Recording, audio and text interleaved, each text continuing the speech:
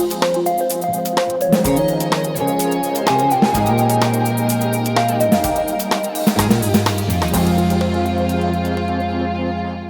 today we're going to talk about the race for Palo Alto City Council. We've got 5 candidates going for 3 seats, and this is the election where the council shrinks from 9 to 7.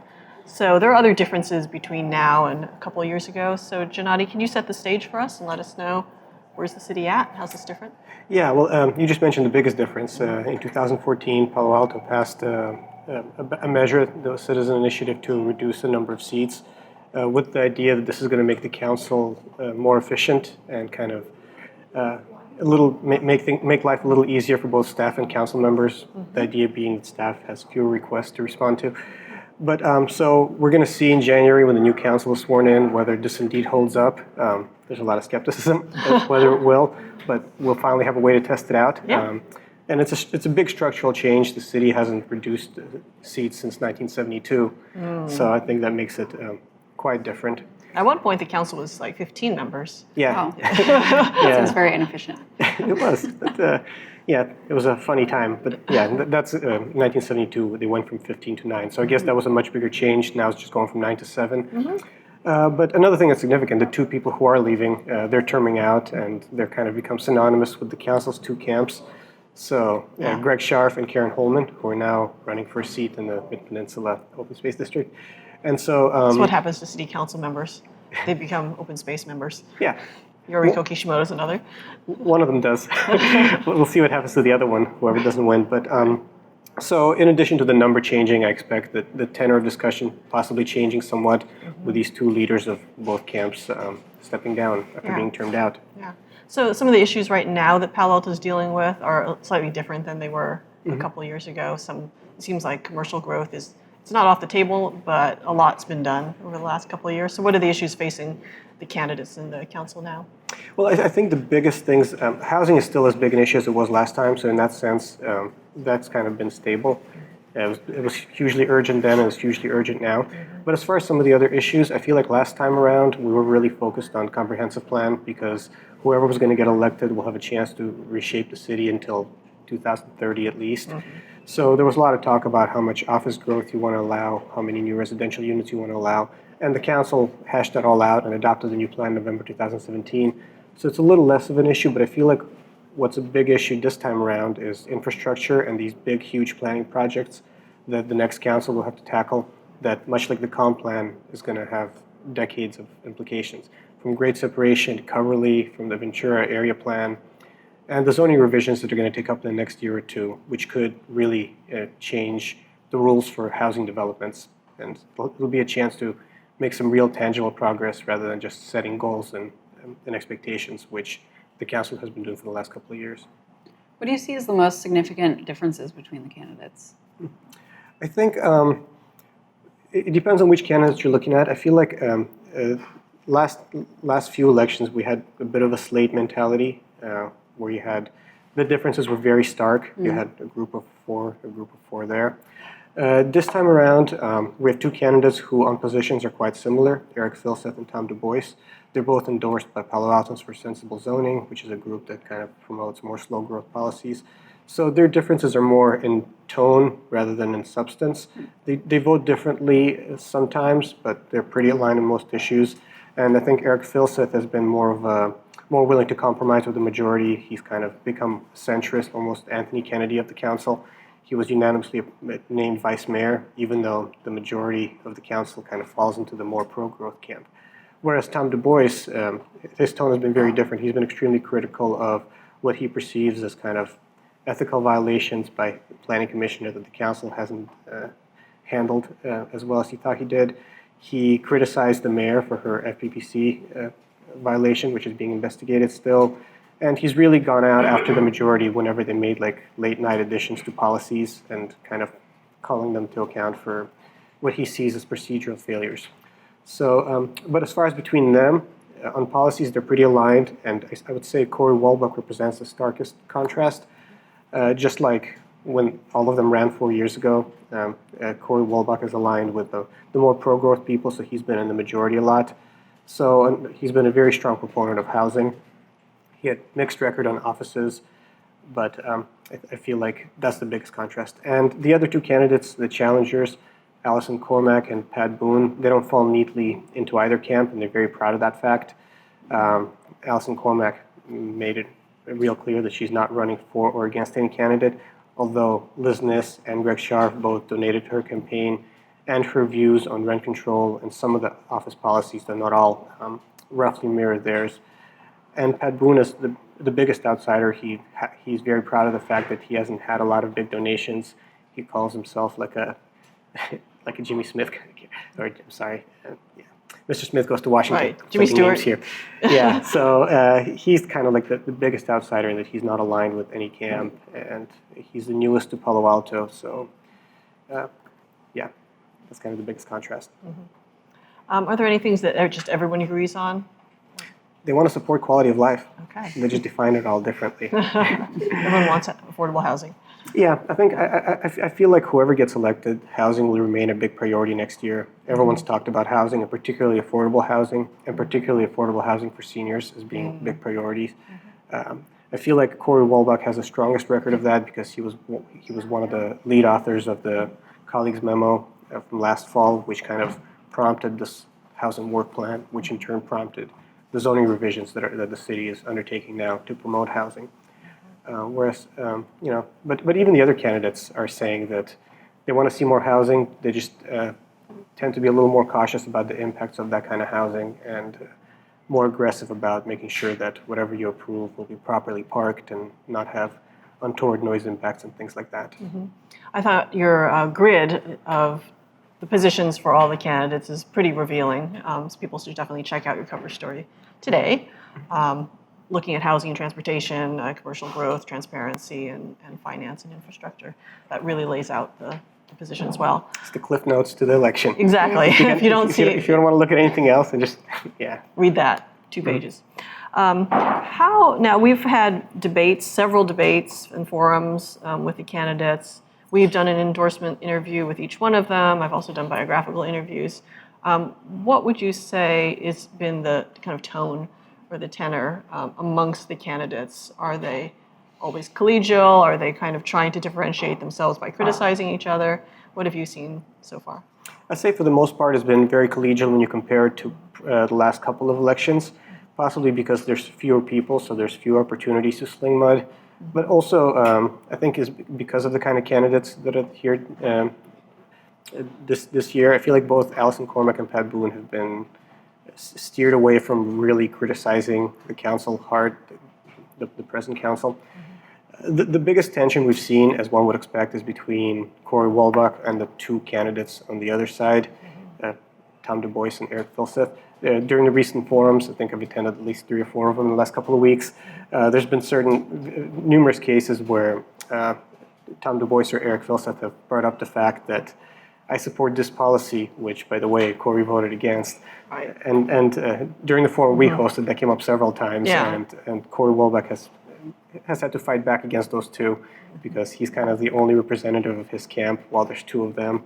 So you've had a bit of a tension in that regard, but I haven't heard any of these 3 incumbents criticize any of the 2 challengers in any way, and I haven't heard much the other way either. So, by recent standards, so far mostly collegial, but we still have about 3 weeks left. So far, so good. I'm curious, with the 3 incumbents, has their record mostly aligned with what they campaigned on when they were elected, or have they evolved and changed? They will say absolutely. I will say for the most part.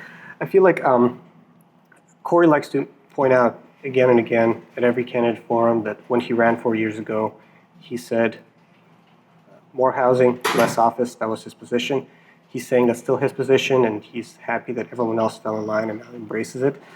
But between 4 years ago and now, he's taken a few votes with the 5-member majority that I think the people who are most critical of office growth, firmly opposed, including the removal of the downtown cap, which both Filseth and Du Bois opposed, and relaxing the 50,000 square foot annual limit in office development. He was part of the majority that voted to allow developers to roll over a new square footage from one year to another. And so votes like that would kind of make some people skeptical about the fact that he's totally for controlling office growth. But he has been extremely consistent when it comes to housing. He said he's going to run to kind of promote housing, and he's been, one of the staunchest advocates, along with Liz Ness and Adrian Fine.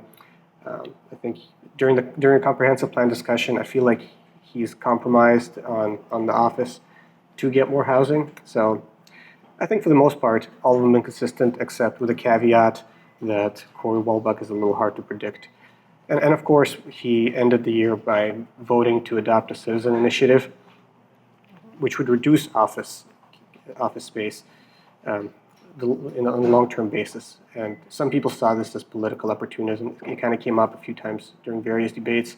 And of course, he firmly rejects that notion. But it's a complicated topic, so I feel like depending on where you start out, you could point to any vote to support your position.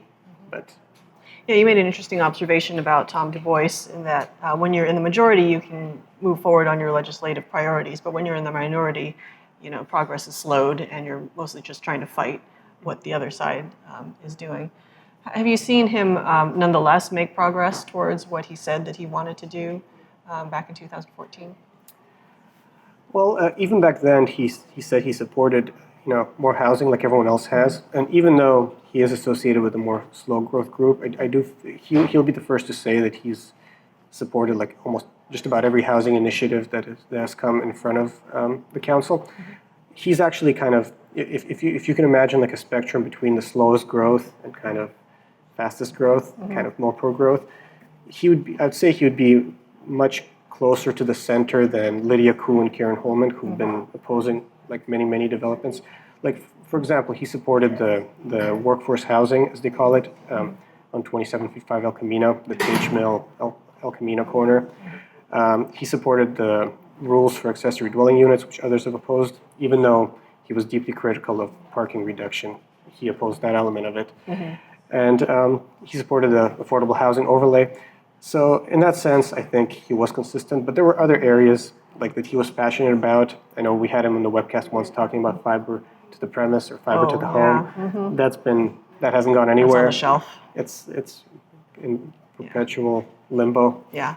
Planning purgatory. Yeah, true. On rail, I feel like none of them have accomplished the goal they set out to do. Mm-hmm. And he was the rail chair, so part of that, he has to take some of the blame. Yeah. In the beginning of the year, there was all this talk about urgently coming to a solution by the end of this year on rail redesign to avoid missing out on Measure B money. Uh-huh. And then when we asked him about that during the debate last month, pretty much every candidate has abandoned that goal and retreated back to the safe space of let's study some more. Mm-hmm. It's kind of understandable for a project of this size, but it's also points to the importance of setting realistic expectations and not saying we're going to do this and then falling well short. Yeah, nothing happens. So no campaign is complete without money. How are the candidates doing in raising money, and what was their stance towards the question that we posed to them with the debate about how much is too much? Well, this was kind of a newsworthy thing that came out of our debate in that, first of all, they've raised a bunch of money. Compared to recent elections, this has been a high money election. There's still 3 weeks to go, so we're going to see more contributions rolling in. But even as of late September, we had 2 candidates in the $60,000 area, with Corey Walbuck leading with about 63 and Allison Cormack with just under 60,000, like 59,000. We had 2 others kind of in the 40,000 plateau, which is Eric Filseth and Tom Du Bois, and they got support from many of the same people, some differences. And I'd say Pat Boone is the only one who would disagree with you that you can't have a campaign without money. That's right. He has $660, and he would say he's damn proud of it. And, so they all agree that money is a problem. While raising a lot of it. While raising a lot of money, the Corey Walbuck noted that he has considered a proposal for campaign finance reform in the past, but hasn't been able to get support from his colleagues. There were some who came on board, but then dropped out. Mm-hmm. But during the debate, everyone said that they see money in politics as a problem, and there was no indication that they opposed addressing it. Allison Cormack took issue more with the specific $5,000 contributions, which only Tom and Eric have received, and kind of the slow growth candidates. But I feel like some of the others, like Tom and Eric, would probably take a bigger issue with the total figure raised. which, Sure. yeah. Yeah. I think the biggest kind of, I feel like Greg Scharf kind of raised the bar when he put in almost $100,000 into his campaign. And since then, this was in 14, I believe. And then last time we had a couple of candidates raise 80,000, a lot of it from like late contributions from these 5 families. But for the most part, without these kind of outliers, it's been like 15, 20,000 dollar campaigns have been the norm. And so, yeah, on the whole, we see all of them kind of go up except Pat Boone's. Yeah, I think Tom and Eric even said last time that they ran, they were in the 20s, mid 20s, Right, yeah. and now they're already in the 40s. Yeah. So the tide is lifting all the boats, so to speak. Okay. Anything else that we need to know about the campaign so far or the candidates? Well, I think one thing that I'm going to be, that I think we should kind of, that I think is going to be really interesting in the first few months when they come in is to see what happens with the zoning thing. I feel like this hasn't been as much of a factor during the campaign season, but just this week, the Planning Commission approved a bunch of zone changes which pertain to everything from parking requirements to building, well, they didn't touch building heights, but building density. And I think this is going to be a huge endeavor that's really going to split the council in the next few months. And I feel like if this happened earlier, this probably would have been a bigger issue because we could have asked every candidate, where do you stand on reducing parking here and kind of there. And we still could in the next few weeks, but I think it's going to be really interesting to see how the changing makeup of the council influences this code revision, which could have big impact on both office and housing construction. Yeah, because this in is really years to where come. the comp plan gets practical. It's where the rubber meets the road. It's like what's the working out of everything that was decided by the past councils. Yeah, exactly. I feel like the last council was elected to deal with the theoretical, and this council is going to be dealing with the practical. So there's a lot on the line here. Okay, well, that's a good place to end. Thanks so much. You can follow all of our coverage of this race, the school board race, East Palo Alto City Council and Ravenswood School Board on Palo Alto Online. We've got a Palo Alto Voters Guide there. And also we have plenty of videos of the candidates speaking themselves, so that we've got the October 3rd Palo Alto City Council debate that Janani and I moderated. That's on YouTube, along with endorsement videos with each of the candidates, as I mentioned before, also biographical videos in which they don't talk about the issues, they talk about their upbringings and families and careers. So check all of those out on youtube.com/PAweekly/videos. And debuting this week, we also have podcast versions of Behind the Headlines. So go to iTunes for that. You can also check us out on Facebook, Instagram, and Twitter. We'll see you next week.